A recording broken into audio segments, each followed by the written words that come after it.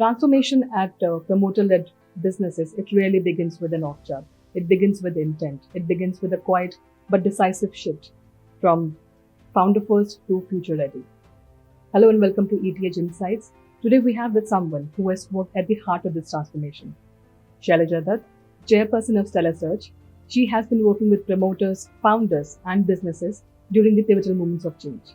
And today she's going to talk about what makes or breaks this journey, what makes a sustainable transformation, and where the businesses that faltered the most. Hello, Shailja. Welcome to ETH Insights. Hi, glad to be here. Shailja, you have worked a lot with the promoter-led businesses. What is that initial trigger that lets them to professionalize? So, multiple triggers actually. And I think that in our report, we talked about the fact that in some cases it is scale. And again, when we're talking about professionalization, I'm going to take a step back. We're talking about large organizations already professionally run. They do this journey of transformation effortlessly or apparently effortlessly. But you have mid-sized legacy organizations, organizations which today are in that 1,000 to 5,000 crore bracket. Or you have companies which have been, multiple generations of families have run it, and they could be very large entities, but families have run those businesses, and now they want to bring in more and more professionals in leadership roles. And then, of course, there's the startup ecosystem, young or not so young founder, and businesses growing at a chaotically high speed, and you feel the need to bring in more and more professionals to complement the skills that you have. But usually, in my experience, it is the dilemma of scale, especially for first generation, new age, founder-led digital businesses, or even legacy companies, where they're actually struggling with, we cannot compete because the market dynamics are changing. So we need to look at business afresh. Markets are different, talent is different, their dependence on, legacy talent. The issue with the young founders is that they're doing everything themselves, and they want to do everything themselves. So they struggle to professionalize because they struggle to delegate. But the struggle to delegate is the dilemma of professionalization. Scale is one reason. The other reason can be succession planning. They just don't have the talent down the line which can take up leadership roles. And that is something that we're seeing a lot of. So or children don't want to take up the family business. They have interests elsewhere. So you do not have a next generation or a next line of talent. And you have a lot of organizations in India have this problem where they have legacy aging talent. So these, I think, become triggers. Growth is a also trigger. A sense of a strategic limitation that pushes them to professionalize. I'm going to go out on a limb here and say, have you ever met an entrepreneur who believes they have strategic limitations? No. So no. But the fact is, yes, it does. When you don't have the right team to scale, you don't have good succession planning in place, there are strategic limitations. Yeah. So that's a given, but they're never going to admit it. And the ones who did this, who admitted this early in their journey, very successful brands, very successful organizations. I mean, you look at Deep at Make My Trip, who very early in his career said, I don't know how to solve all the problems. I need people smarter than me to run this company, and hired a fabulous team. And it's 25 years of Make My Trip just going from an idea to what it is today. It's almost a generic term for travel. Yeah. So, that's the difference. But it takes, I think, a very courageous, very gutsy entrepreneur to say, I have strategic limitations. 99.9 will never admit to that. You made a compelling case for the fact that professionalization doesn't mean letting go of founder-led thinking. It's refinement. What does this refinement look like in action? And how does insight and instinct, when do they begin coexisting? That's a tough question, but I would say that look at large corporations where promoters are still at the helm of things, whether it's the Mahindras or look at Vedanta, very, very professionally run. That is where that promoters' instinct and the professionals' insights are working magic, mature organizations. It does take a while for that to happen. It's not something that happens very quickly in the professionalizing journey for entrepreneurs. And I think that entrepreneurs need to be patient with leadership talent that they hire to see this in action. If you look at a lot of promoter-driven companies, especially first generation, whether it's a legacy company or it's a startup, there is a lot of impatience. Promoters have a lot of impatience. So they don't get to that threshold where this magic starts happening. It's like 9 months and they're restless and I've hired this person and he's not delivering or she's not delivering and let's change them. That doesn't work very well. So to see this happen, you have to give it time. And you have to give the professionals, you have to delegate effectively. You have to have the right, I would say, communication, KPIs. Your structure needs to be in place. Let me put it like that. Your structure needs to be in place and it needs to be working well. A lot of times, promoters run into professionalizing companies without putting the structures in place first. So, yes, the magic does happen, but it takes time. Talking about structures, when we talk about professionalization, it's usually viewed from a structural lens, like, org charts, processes, governance. But you've always maintained that it remains deeply human at its core. Can you elaborate on that? And where does the architecture of structure then begins to form? So, I would say that when we talk about governance or processes or systems, etc., that is the hardware. It has to be in place. And that's why, just alluding to what I said a little while ago, that needs to be in place. But you can have just a machine, just a computer, but if it doesn't have Intel inside, it's not going to function. Yeah. It's the same thing. That the heart of transformation of professionalization is people. And it is that one-on-one relationship between a promoter and his leadership team, people he brings from the outside and trusts enough to run his business, his or her business. So the heart really is always people. All of the rest of it is just hardware. Without it, the software won't function. And without the software, the hardware has no meaning. I think it's beautiful the way you have described it. And if I may just borrow from your word, like hardware and hardware, they both have to be together. Yes. Yeah. Beautifully said. Yeah. Agree. But in the initial stages, when an organization is professionalizing, you will see that there are trust gaps, like what you call a new way, same company. There are trust gaps between the promoter and the professional leader. How do you think they can start bridging those? So, and I'll just go back to simple human analogy here. That when does trust really break down in any relationship?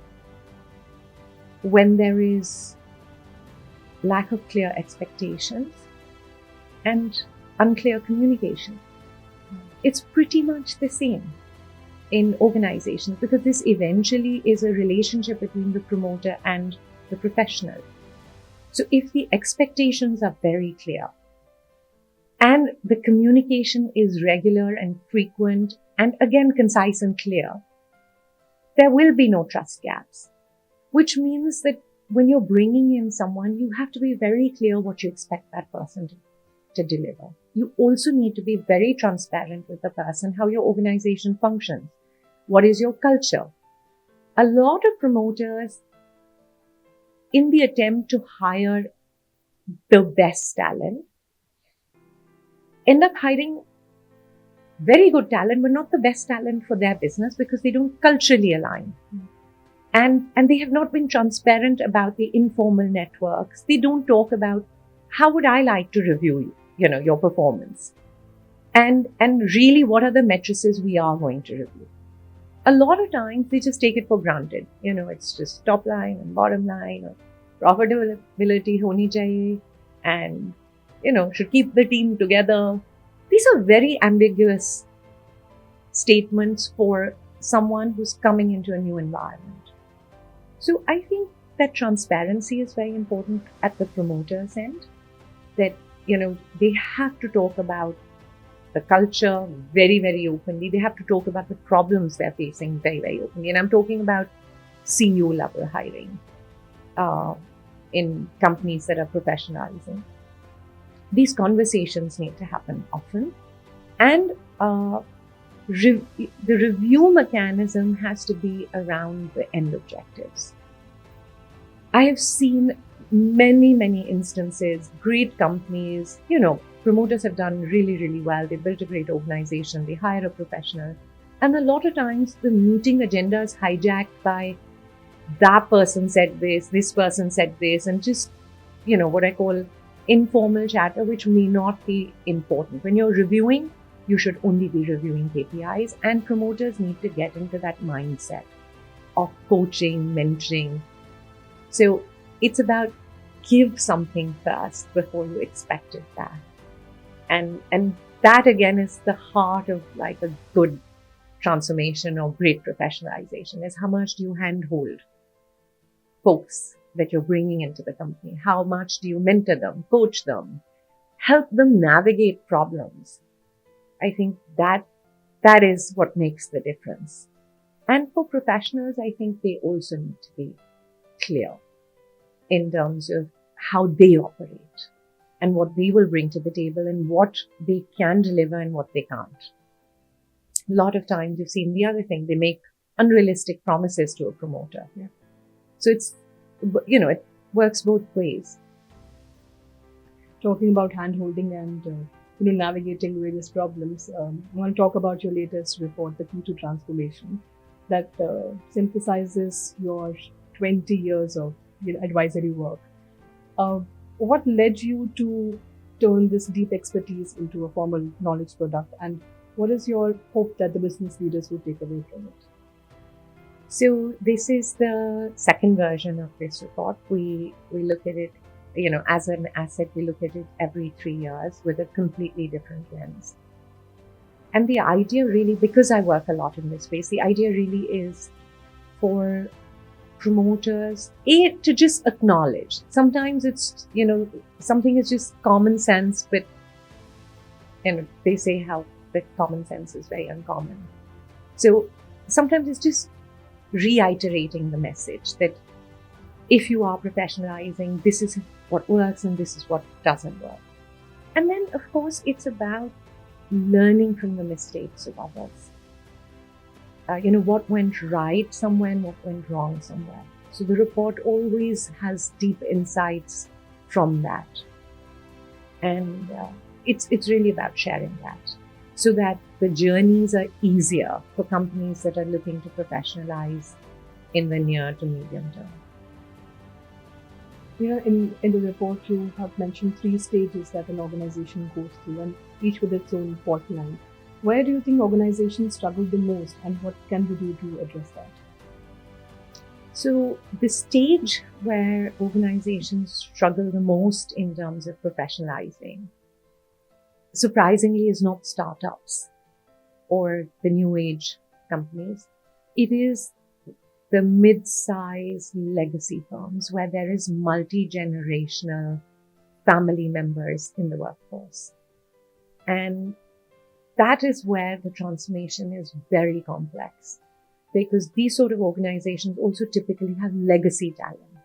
Someone who worked with surprise, grandfather, father, and today the son has to work with that person. So it these transformations are, this when they replace this talent, that is the most complex. Too many stakeholders to align to a common goal, vision, need, expectation. So it becomes very, very complex and very, very difficult. And in, I would say, 8 out of 10 cases, they falter with the first few hires that they do because they haven't really aligned mindsets. Yeah. If you were to, crystallize all your experience of 2 decades of working in this field and offer one advice to a promoter who's sitting on the edge of change to professionalize, what would that be? I would say that you must have conviction while you're professionalizing, like deep, deep conviction why you're professionalizing. Not because the board thinks so, not because private equity that has invested in you thinks so. You must have that conviction. I also think that you must be very clear in your expectations when you professionalize.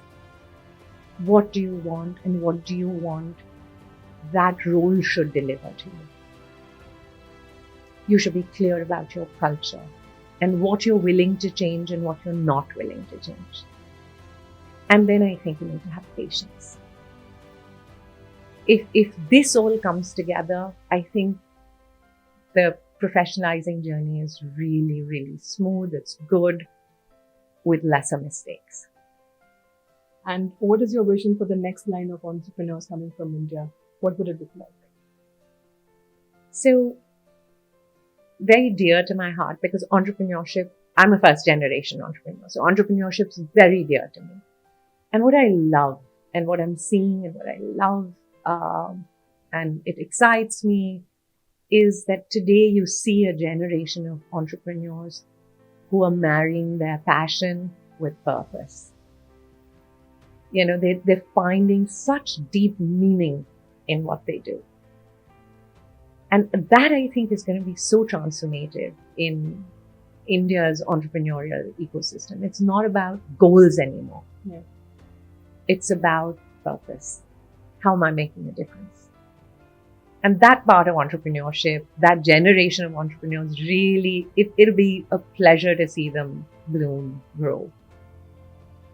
Thank you, Shailja. Thank you for joining us today and for sharing that it's not just about leading, but then leading to last. And that legacy, it's not just always about letting go of leadership, but then also, reimagining it with a bold vision. Yes. So thank you so much. Thank you for joining. Pleasure.